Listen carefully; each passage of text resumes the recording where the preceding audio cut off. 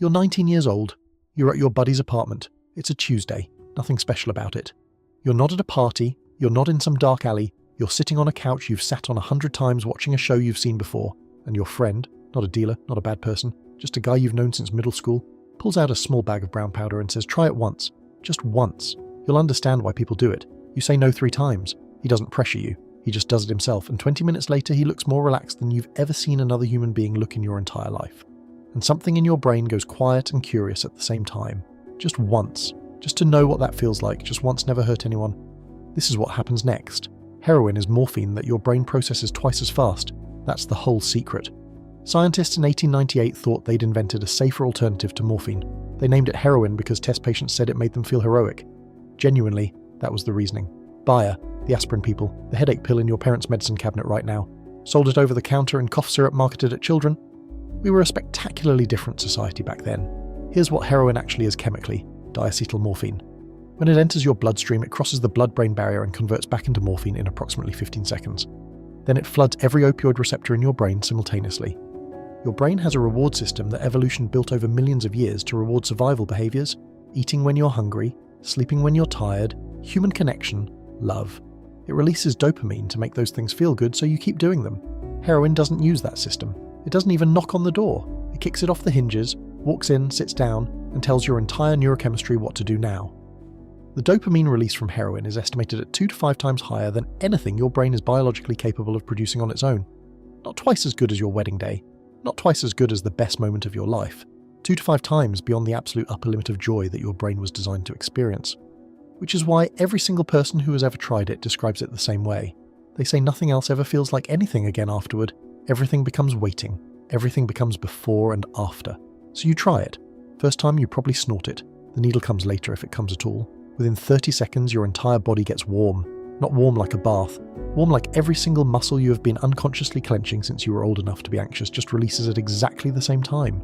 Your stomach rolls in a way that should feel wrong but doesn't. There's a wave that starts in your chest and moves outward through your limbs all the way to your fingertips, and it feels like being told that everything is okay, and that it has always been okay, and that you were worried about nothing. People call this the rush. It lasts 60 to 90 seconds. In that 60 to 90 seconds, your brain chemistry is so completely overwhelmed that first-time users commonly report crying without knowing why. Not sad tears, overflow tears. Your body has no framework for what is happening, so it just leaks. One woman who survived multiple overdoses described her first rush as feeling like being forgiven for everything you ever did wrong all at once. That's the rush. Then the rush fades and the nod begins. This is where heroin earns its entire reputation. You're not asleep. You're not awake. You're somewhere between the two that doesn't have a name in any language because no sober human has ever been there and come back able to explain it properly. Your thoughts slow to one at a time. Each one feels soft and important. Pain you have been carrying for years. Physical pain, emotional pain, grief, anxiety, the thing from your childhood you don't talk about, the relationship that ended badly, the version of yourself you thought you'd be by now. Gone. Not numbed, not suppressed. Gone. Like it was never yours to begin with. Like someone reached into your chest and removed a weight you'd carried so long you forgot it was heavy. This lasts 4 to 6 hours on a normal dose. Users describe it as the only time in their lives they have ever felt completely okay. Not happy. Okay. Which tells you something about how not okay most of them felt before. Here's where the biology turns on you. Your brain is not stupid. The first time heroin floods your receptors, your brain recognizes that something has gone catastrophically wrong with its own chemistry, and it responds by reducing the number of opioid receptors you have. Downregulation. Fewer receptors means the same dose does less next time, so you use a little more. Your brain downregulates again. This cycle moves terrifyingly fast. Sometimes within days of regular use, your baseline is already shifting. Within 2 to 3 weeks of daily use, your brain's natural opioid system is so suppressed that it can barely function on its own. You now need heroin not to get high. You need it to feel normal, to get out of bed, to stop your legs from cramping so badly you can't walk, to stop the sweating and the vomiting and the feeling that your skin is simultaneously on fire and covered in insects. This is withdrawal, and it begins within 6 to 12 hours of your last dose. Heroin withdrawal is not dangerous the way overdose is dangerous, but it is arguably the most physically miserable experience a human body can go through and still survive. Your muscles cramp continuously, not the cramp you get from dehydration after a run.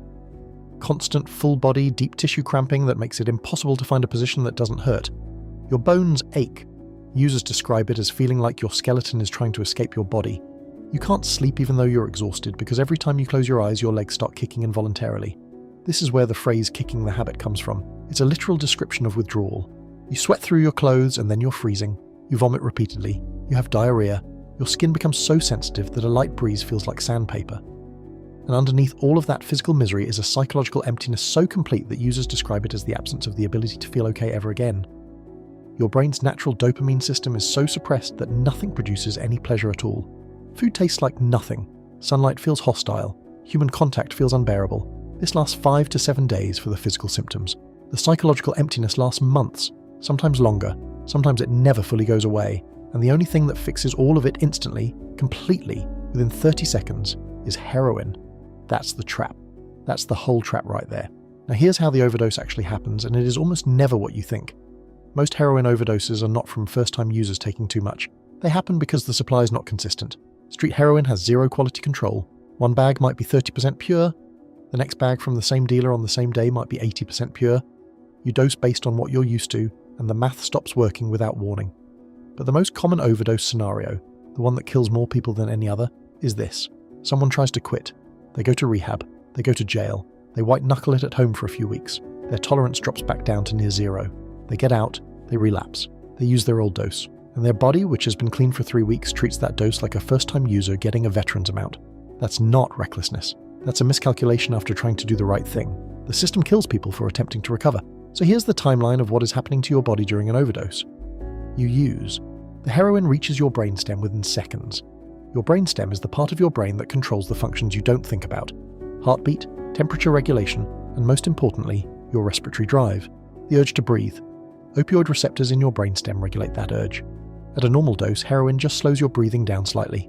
At an overdose dose, it tells the respiratory drive to relax so completely that it stops issuing the command to breathe at all. Your breathing slows.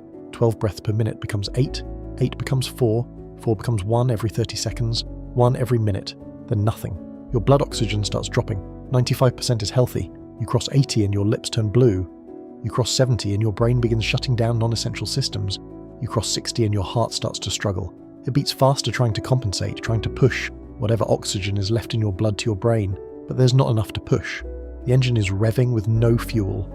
And here is the thing that makes heroin different from almost every other cause of death. Through all of this, through the oxygen dropping, through the lips turning blue, through the brain shutting down, you feel incredible. You're in the nod. You're warm and heavy and somewhere that doesn't have a name. There is no alarm, no pain, no moment where your body sends a signal that something is wrong because heroin has locked the door on every signal your body knows how to send. You just get heavier and warmer and quieter, and then you don't get anything at all. Survivors who have been brought back with Narcan describe it one of two ways. Either they remember nothing, they were in the nod and then they were on the floor with a paramedic over them, or they describe the world getting very soft and very quiet, like someone slowly turning down every sound until there's only warmth, and then something that felt like being held and then nothing. Not darkness, not fear, just nothing. And then Narcan tears them back and they wake up furious. Not relieved, furious. Because whatever was on the other side of that nothing felt like somewhere they wanted to stay. That's the thing that nobody talks about when they talk about the opioid crisis. We frame it as recklessness, as bad choices, as a moral failing. But over 115 Americans die every single day from opioid overdoses, and most of them knew exactly what heroin was doing to them and couldn't stop anyway. Not because they were weak, because their brain's chemistry had been rewritten to the point where stopping felt physiologically impossible, and the thing that was killing them was also the only thing that made life feel survivable. That is not a choice problem. That is a chemistry problem wearing a choice problem's clothes. So here's what I want you to sit with. The person who died in that apartment on a Tuesday evening wasn't chasing destruction. They were chasing that first night on the couch when the weight lifted and everything was okay for the first time maybe ever. They spent every day after that trying to get back to a feeling their brain had already made impossible to reach again. And they died trying.